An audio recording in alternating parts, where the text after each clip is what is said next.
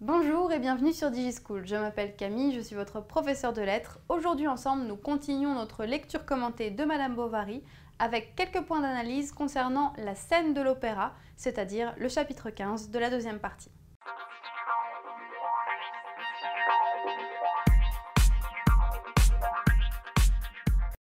Ce 15e chapitre de la deuxième partie de Madame Bovary est un chapitre clé dans la mesure où il clôt la deuxième partie du roman. Donc après, l'action va pouvoir évoluer. Dans ce dernier chapitre de la deuxième partie, le couple Bovary, donc Emma et Charles, se rendent à Rouen pour y voir un opéra. Mais il ne s'agit pas de n'importe quel opéra. Il s'agit de Lucie de la Mer Morte de Gaetano Lagardy. Pourquoi Flaubert choisit-il cet opéra en particulier? Eh bien, ce n'était pas un choix anodin. On va voir que premièrement, c'est un opéra que Flaubert connaissait. Deuxièmement, le fait qu'Emma apprécie cet opéra nous en dit un plus, ou plus ou moins confirme le portrait du personnage. Ça nous apprend plus sur le personnage. Et troisièmement, et le point le plus important, nous verrons que les destins de Lucie dans l'opéra et d'Emma dans le roman se confondent. En fait, Lucie va nous apprendre la destinée d'Emma. Premièrement, comme je viens de le dire, Lucie de la Mer Morte de Lagardy est un opéra qui était connu par Flaubert. Il l'a vu le 13 novembre 1850 avec Maxime Ducamp à Constantinople, donc dans des circonstances très différentes. Vous vous rappelez qu'en 1850, il est en train de voyager en Orient. Ça n'avait rien d'étrange pour lui d'aller à l'opéra de temps à autre. On a connaissance de ce fait, non seulement par les notes de voyage qu'il tenait de manière assidue, mais aussi par sa correspondance. Alors, pourquoi Flaubert veut-il que son héroïne aille voir cet opéra en particulier et pas un autre? Pourquoi Emma va-t-elle voir Lucie de la Mer Morte et non pas un autre opéra connu? Peut-être que c'est parce que Flaubert voulait laisser une certaine trace autobiographique dans le roman. Peut-être qu'il voulait renforcer les points communs qu'il partageait déjà avec Emma. Mais le plus probable est qu'il ait voulu vraiment satisfaire à une certaine exigence de réalisme. On l'a déjà dit, donc Flaubert est un romancier réaliste. Il fait certaines concessions au réel, mais pas tant que ça. Il documente son récit, c'est-à-dire par exemple, au début de la troisième partie, quand Léon et Emma vont se rendre à la cathédrale de Rouen, eh bien, les descriptions de la cathédrale sont très documentées, les scènes médicales sont très documentées. C'est peut-être pour ça qu'il a choisi cet opéra, parce que dans la mesure où il l'avait déjà vu, et assez récemment avant le début de la rédaction de Madame Bovary, eh bien, il pouvait être plus précis et plus réaliste. C'est une hypothèse.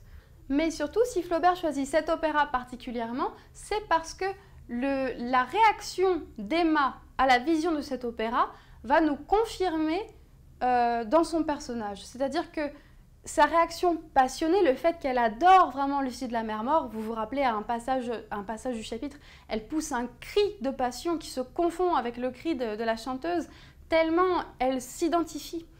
Eh bien ça vient confirmer des goûts qu'on lui connaissait déjà. Lesquels? Premièrement, l'Italie. C'est un opéra italien. C'était très commun à l'époque d'aimer l'Italie.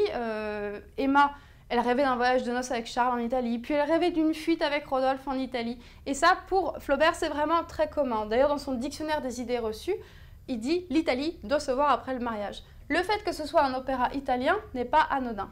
De plus, c'est un opéra qui est écrit d'après une œuvre de Walter Scott. Walter Scott, ce romancier écossais, ce romancier romantique. Vous vous rappelez, dans la première partie, lorsqu'il y avait une analepse, un retour en arrière, et qu'on en apprenait plus sur la vie d'Emma lors de ses années au couvent, on apprenait qu'elle était une grande lectrice de Walter Scott. Donc forcément, c'est la confirmation de goût qu'on lui connaissait déjà, et la confirmation d'un certain attrait pour le romantisme. Ça, c'est pas nouveau du tout. Par ailleurs, l'image de l'homme qui est donnée dans cet opéra n'est pas pour déplaire à Emma. Si vous regardez la page 303, la phrase suivante, dès la première scène, il enthousiasma. Il pressait Lucie dans ses bras, il la quittait, il revenait, il semblait désespéré.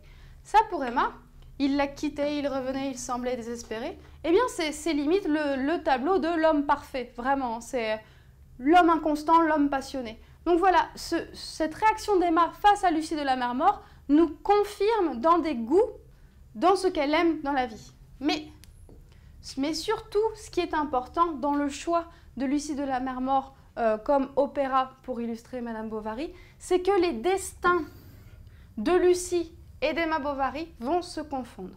C'est-à-dire que l'histoire que Lucie est en train de vivre, Emma va la vivre par la suite. Et là, c'est très intéressant. Donc, je m'explique.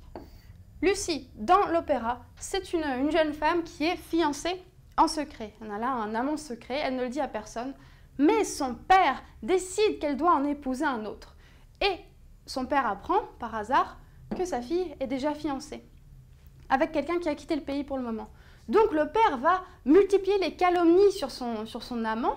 Il va dire qu'il la trompe, il va dire qu'il ne fait plus attention à elle, pour que Lucie le croie. Et donc elle cède à son père, elle épouse quelqu'un d'autre. Et forcément, juste après qu'elle ait épousé le prétendant que son père voulait lui faire épouser, eh bien le fiancé revient, il lui jette l'anneau qu'elle lui avait donné en gage et il lui reproche de l'avoir quitté. Du coup, Lucie, dans un élan de passion, elle tue son nouveau mari et elle se suicide à la fin de l'opéra.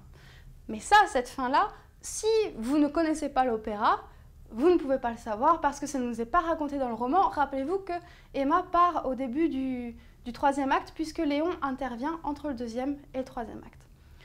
Donc on l'a déjà dit, Emma, elle s'identifie fortement à cette histoire. Elle se confond vraiment dans l'histoire de Lucie. Et ce qui est intéressant, c'est que après le deuxième acte, justement, qui est-ce qu'elle trouve? Léon. Et qui est Léon, si ce n'est comme un fiancé à qui elle a promis son amour, sauf qu'entre-temps, elle l'a quitté pour Rodolphe, par exemple. Léon, dans l'histoire de Madame Bovary, correspond au fiancé secret de Lucie. Et si on suit l'histoire de Lucie de la Mer Morte, on sait que finalement, ça va se terminer pas très bien, avec un suicide et un meurtre. Alors, Flaubert n'ira pas jusqu'au meurtre, mais par contre, il ira jusqu'au suicide. Donc, ce qu'on peut voir, c'est que vraiment, l'opéra Lucie de la Mer Morte préfigure la fin de Madame Bovary. Le lecteur cultivé qui lit Madame Bovary, qui voit que Emma assiste à l'opéra jusqu'au deuxième acte et que le retour de Léon correspond dans l'opéra au retour du fiancé, eh bien ce lecteur cultivé saura que Madame Bovary se suicide à la fin. Un petit jeu culturel et aussi une manière de densifier la temporalité du roman. Voilà, c'est tout pour aujourd'hui. Merci d'avoir suivi cette vidéo, j'espère qu'elle vous aura été utile. Et surtout, n'hésitez pas à consulter les vidéos suivantes de notre lecture commentée et à très bientôt sur DigiSchool.